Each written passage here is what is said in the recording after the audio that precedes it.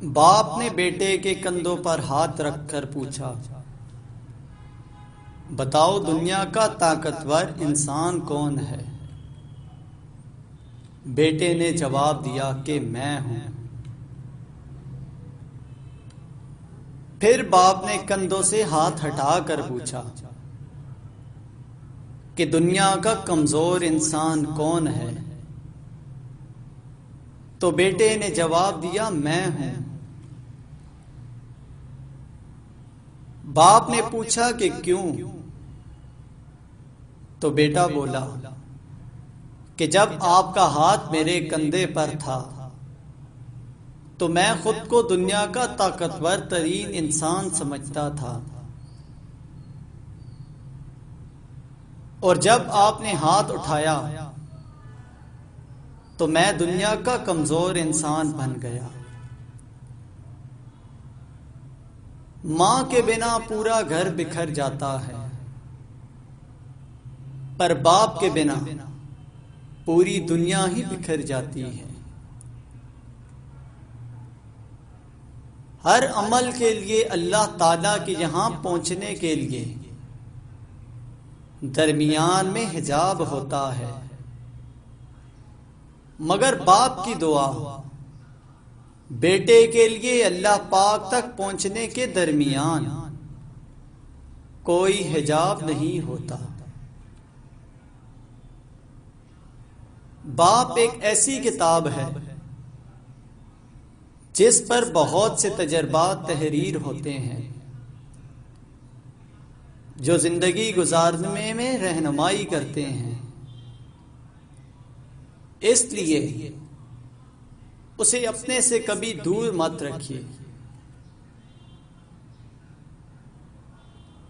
قدر کیجیے ایسے رشتوں کی جو آپ کے سینے پر موجود،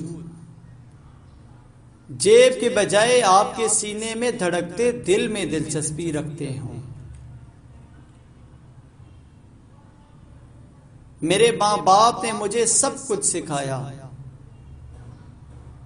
سوائے اس کے کہ ان کے بغیر جینا کیسے ہے۔ باپ کا ہاتھ اگر سر پر نہ ہو تو پھر پتہ چلتا ہے کہ کون اپنا ہے اور کون پرایا ہے، اور زمانے کی آنکھ کا بھی تب ہی پتہ چلتا ہے۔ جس ہاتھ کو تھام کر تم اپنے پیروں پر کھڑے ہوئے ہو، اس ہاتھ پر جھریاں آ جانے کے بعد اسے چھوڑ مت دینا۔ ایسے شخص کو کبھی مت گنوانا جس کے دل میں تمہارے لیے محبت، احترام، عزت، فکر اور چاہت ہو۔ ماں باپ کے سامنے اونچی آواز میں بولنے والوں، جان رکھو کہ جب تم اپنے ماں باپ کے آگے چلاتے ہو اور ان سے سختی سے بات کرتے ہو اور ان کو جھڑکتے ہو تو اس وقت اوپر آسمان پر اللہ تعالیٰ اور اس کے فرشتے تمہیں لعنت کرتے ہیں، اور آسمان اور زمین کانپنے لگتے ہیں اور توبہ استغفار کرتے ہیں۔ تمہاری نماز، زکوٰۃ، روزہ، حج کس کام کا جب تم سے تمہارے والدین ہی خوش نہ ہوں۔ باپ کا ہاتھ کندھوں پر ہو تو انسان دنیا کا طاقتور ترین انسان ہوتا ہے۔ والدین کی دعائیں تسبیح کے دانوں کی طرح ہوتی ہیں جو اولاد کے حق میں ہر وقت، ہر پل تسبیح کے دانوں کی طرح گرتی رہتی ہیں۔ اللہ پاک کے دعا مانگنے والے ہاتھ ہمیشہ سلامت رکھے، آمین۔ والدین کبھی غلط نہیں ہوتے،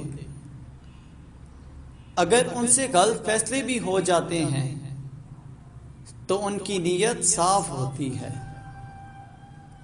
اور انہی کی دعاؤں سے تقدیریں بدل جاتی ہیں۔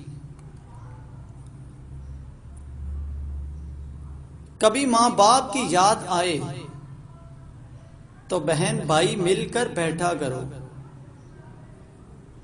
کسی کے چہرے پر ماں مسکراتی نظر آئے گی، کسی کے لہجے میں باپ۔ سب سے برا وقت وہ ہے جب تمہارے غصے کے خوف سے تمہارے ماں باپ اپنی ضروریات اور نصیحت بیان کرنا چھوڑ دیں۔ ماں باپ کے ساتھ تمہارا سلوک ایسی کہانی ہے جو لکھتے تم ہو لیکن تمہاری اولاد تمہیں پڑھ کر سناتی ہے۔ باپ کی ڈانٹ ڈپٹ اولاد کے لیے ایسی ہے جس طرح کھیتوں کے لیے پانی۔ باپ کی زندگی تجربات کی کھلی کتاب ہے۔ میں تو صرف اپنی خوشیوں میں ہنستا تھا، مگر میری ہنسی دیکھ کر کوئی اپنے غم بھلائے جا رہا تھا۔ وہ تھے میرے ابو جان۔ ہزاروں کی کمائی ہے مگر بھاڑ میں جائے، مجھے اپنے ابو جان کے ہاتھوں ایک 10 کا نوٹ لینا ہے۔ ابو جان آپ میرا وہ غرور ہے